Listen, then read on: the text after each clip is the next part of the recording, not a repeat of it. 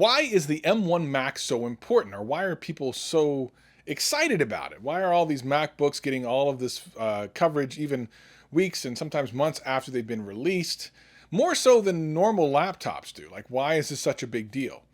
This is interesting because really the thing that makes these so interesting isn't so much the laptops or even the Mac Mini itself, it's the processor inside. Now, I've talked about this before.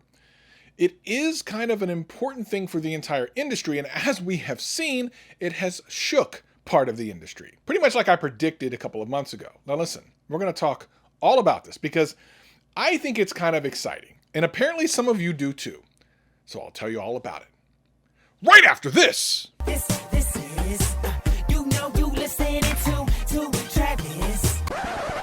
What up, players? Welcome back. And for all you new people, welcome. My name's Travis and I do tech videos every single week and have a blast doing them. If that sounds like fun to you, sit back, relax, and enjoy the video. Anything I talk about will be in the description below. But for now, let's just get into the video. Now, if you haven't caught my other videos on the M1 MacBook Air, the first ever MacBook I purchased, I'll leave links in the description below. It's been an amazing journey from opening the box and trying to figure out the operating system to doing a full review, which I just released recently. Links will be in the description and in the end screen. And while you're here, hit the subscribe button. I'm trying to hit a good subscriber goal. Plus, if you forget to watch the videos right after this one, when you subscribe, you probably remember if you do that. When Apple first announced the M1 processor, I talked about how interesting and exciting this was for the entire industry, and that AMD and Intel should be on their toes. I did a video about this very specifically here on the channel. You can check it out, where I talked about how Intel is kind of scared of Apple, at least as far as the M1 chip is concerned. Now let's talk about why this is so important. Why is the M1 series of Macs and the upcoming M1X so groundbreakingly exciting for the Apple, fanboys? Let's just be honest, the fanboys are excited. But then again, so are some other people. There's a couple of things going on here. I've talked many times about how important Apple is to the overall scheme of technology, especially when it comes to mobile phones. As I've said before, if Apple does it, it legitimizes it across the entire industry, and then other companies will do it too. Case in point, taking the power adapter out from the phone or removing the headphone jack. So what makes a new processor from Apple any more interesting? Of course, if you're a Samsung fan, you know that Samsung's been making their own mobile processors for their phones for a while. Of course, they haven't been all that great over the last couple of years, but it's like nothing new. It's not like we haven't seen this before. So why is a processor that essentially was in the iPad for years, or at least versions of it, so exciting? Well, first of all, what it is doing amazingly isn't just performance, and we've seen this everywhere, but it's battery life. Now let's be incredibly clear. The amount of performance you get per watt out of this thing is astronomically crazy. It's kind of on the level of the phones. Now, we've always said that even your regular smartphone has a tremendous amount of power, able to shoot up to 8K video now and render video games that just a couple of years ago you would have only been able to do on the very least at a console. Now you can do it on your phone.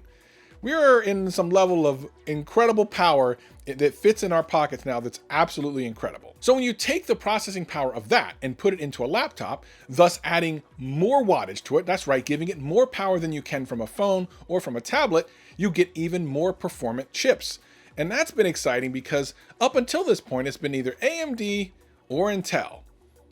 And that's about it. And those processors, while good, have never exactly been incredibly efficient. That is to say, you can get a high-end laptop that does some pretty amazing things, but you're spending a pretty penny on it. And the battery life on them isn't generally great unless you get a really big battery with it as well. And again, that just adds cost to the laptop. And tons of Windows laptops exist at different price points. And for the most part, when you pick one up, they feel that way. They feel like they're $300 and $400 and $500 laptops. But for just about $1,000, we're getting a really amazing looking laptop with incredible performance and ridiculous battery life, like well over 15 hours on the regular Air and then beyond that on the Pro.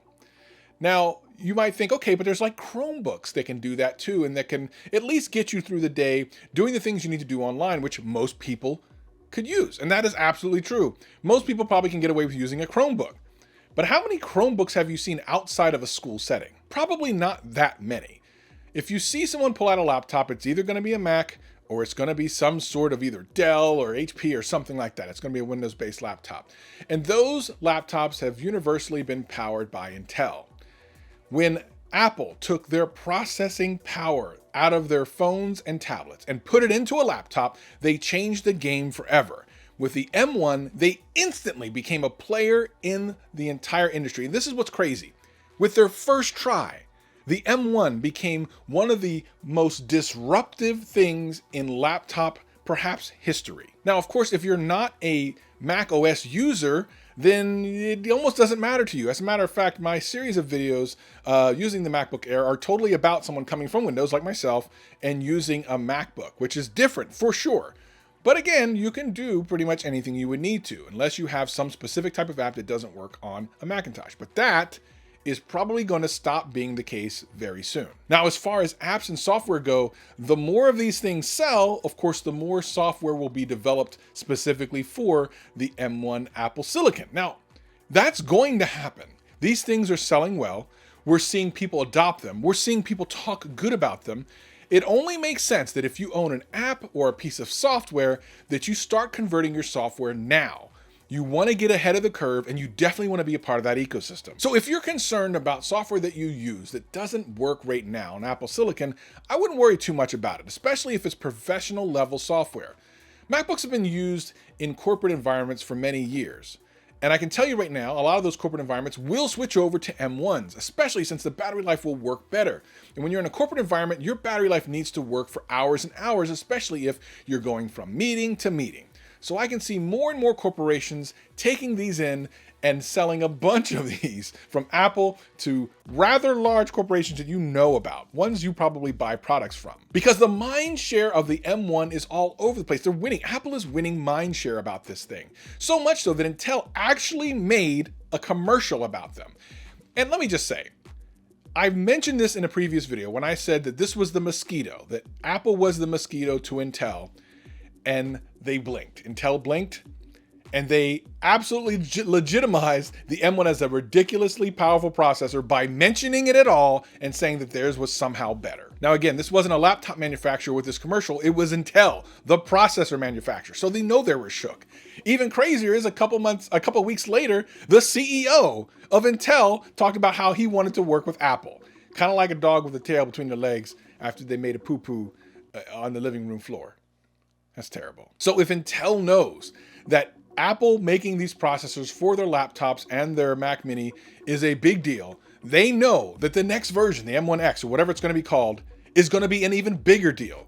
We're expecting to see ridiculous high core counts on these desktop level Macs that are upcoming. Like, we're expecting ridiculous power. Now, what people don't realize is not only is the M1 really the first entry, it's been all put into all their entry level products. It's not, I mean, you have the MacBook Pro, but let's be honest, it's the entry level of the MacBook Pro. Once you get to the much larger scale, like the 16-inch was always the one that most professionals were using. Once you get up to there and you put an M1X in there or an actual Mac Pro and you're using an M1X chip that can take up to like 30 or 40 watts of power, or maybe even more, good God, like, this is industry shaking. And this is why it's so interesting. And now what's happening is people are starting to hear about this. Even people who don't necessarily want or need a new computer or a laptop are being persuaded to at least pay attention. That happened to me. I bought the MacBook Air and I didn't even need a laptop because I was so interested in what everyone was talking about. And when you start to win the mind share over from people, you start to win the market share as well. And I think Intel is very well aware of this, which is why they launched that campaign, that ridiculous campaign that in my mind completely backfired. It's a very interesting situation we're in, a very interesting time we're in. If Apple can do what they did with the next generation, if they can do what they did with the M1 to the next generation and jump again with performance and battery savings, this is an absolute war. Like, straight up, out of nowhere, a legitimate contender for processing in any type of small form computing device like a laptop or a tablet, all from the same manufacturer with a complete optimized from head to toe software and hardware integrated ecosystem. There's no one else out there doing that. There just isn't. If you look at the Android side of things, Android's manufactured by Google. We see that Google is trying to make their own processors. I could do an entire video about how ridiculous that is. If you want that, leave me a comment below. But let me just say this right now. Apple, with the mind share that they already have, people love Apple. They're paying too much money for Apple. $111 billion in the last quarter alone, which is ridiculous during a pandemic. This is groundbreaking. Let me know in the comments below, what do you think? Does the M1 chip, the M1X, the M2 that will eventually come, completely change the game when it comes to mobile computing as well as desktop computing? This is a big deal all around. It's not just YouTube. Mark my words, this is one of the biggest things that's happened in computing since AMD started beating Intel processors. I'm telling you, this is a big deal. By the way, watch those videos where I took a MacBook and bought one and did some other cool things. I did a lot of cool things. You need to watch those videos. Thank you for watching. I'll see you next time. Peace and love. Peace and love.